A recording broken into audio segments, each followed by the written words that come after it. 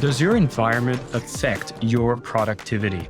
This is a big question you want to ask yourself, regardless of the position that you're in, but more precisely when you're in a position of sales, because every time you do sales, energy gets exchanged, and you want to be conscious of how much energy your environment is feeding you or taking away from you. My name is Marc Campbell. I am the host Selling with Love podcast. Super excited to be recording what will be the last time I record within this studio. As someone who's just had a powerful interview with Marie Diamond on the podcast, you're definitely going to want to check out that episode that talks about Feng Shui and how your environment is so sensitive to helping you be more productive or getting in the way of your productivity.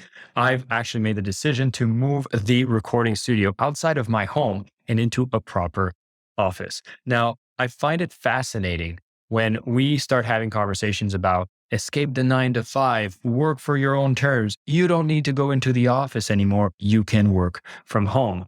And then I look at how I want to design my lifestyle as someone who has, the freedom of working from anywhere I would want. I prefer to set my environment to work outside of the home environment because I want to separate the work and personal life in the process. So I don't want to put an assessment out for you as you're listening, you're trying to be more productive.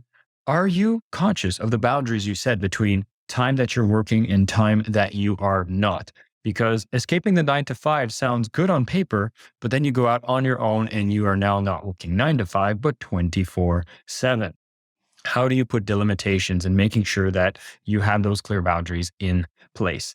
Now, furthermore, have a look at the current environment that you are working in and see how is it helping you feel yourself into the flow. And again, Marie Diamond's interview that we did talks more greatly about Feng Shui and how that impacts your energy levels. But I love to speak of it from just pure productivity levels. And when I designed a Quest on Mindvalley's platform, which is about how to increase your productivity from home, one of the first things I get people to optimize is that space.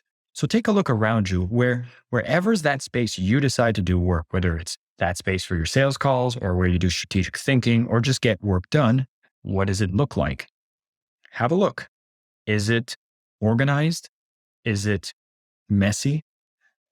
Give some words to the definition of the environment that you're currently in where you're working. And the question you have to ask yourself is, how does your internal state feel right now as you work from this environment?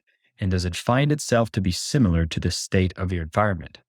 See, we're quite sensitive as creatures within the environment. And when our place is messy, we can't help but find ourselves feeling a little more messy in our minds. And one of the best things I love from what we discussed on the episode with Marie Diamond is about how do you organize your environment to be like the king or the queen that you want to bring in your level of work?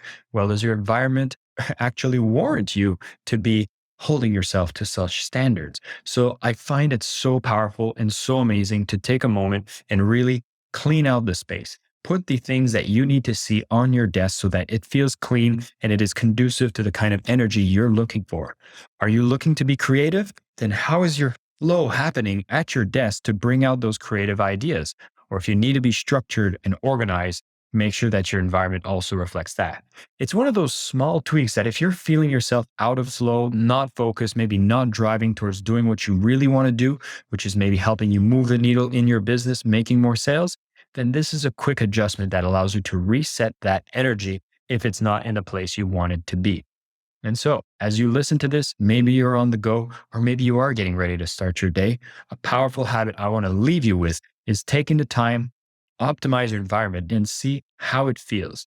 We hear people like Jordan Peterson. If you're a fan or not, I personally am a big fan of some of the things he teaches around start your day, make your bed, take responsibility, do the little things that organizes your chaos in your life. And I think when it comes to your work environment, this is one of those small column hacks, column little habits. But at the end of the day, if you want to be at your peak performance and you want nothing standing in the way, optimizing your environment is such a powerful thing you can do. And it takes literally such a little amount of time. And the benefits far outweigh what you need to do to make it happen. So, simple call to action today. No hardcore sales strategies, but we will be going deeper on how to structure sales calls and making that happen. What I want to make sure you take away from this week's theme around the environment is make sure your environment is conducive to what you want to create. Take the time to organize it and If you've been watching the videos and recognizing this background on YouTube, know that we're going to be shifting the studio to a different place. Super excited to have that environment fully optimized to make sure we have better sound, better video, and of course, you get to have a better listening experience in the process. Once again, thank you so much for tuning in to the Selling with Love podcast. We've been actually doing some interviews as well as me providing you some little content every week, and I hope you're loving the format. We have great guests coming on the show, and we're going to be starting to release the episodes on Monday instead of Tuesday moving forward. So you get to start your week on the right vibe with Selling with Love in your ears or in your eyes if you're watching it on video. And thank you for being a follower, subscriber, listener. And if you haven't done so already, take a moment to leave a review, Spotify or on Apple Podcasts. It means so much when you take a moment to do that. It allows us to attract more people, make sure this show goes into the people that need it the most. And of course, keep going out there and sell with love.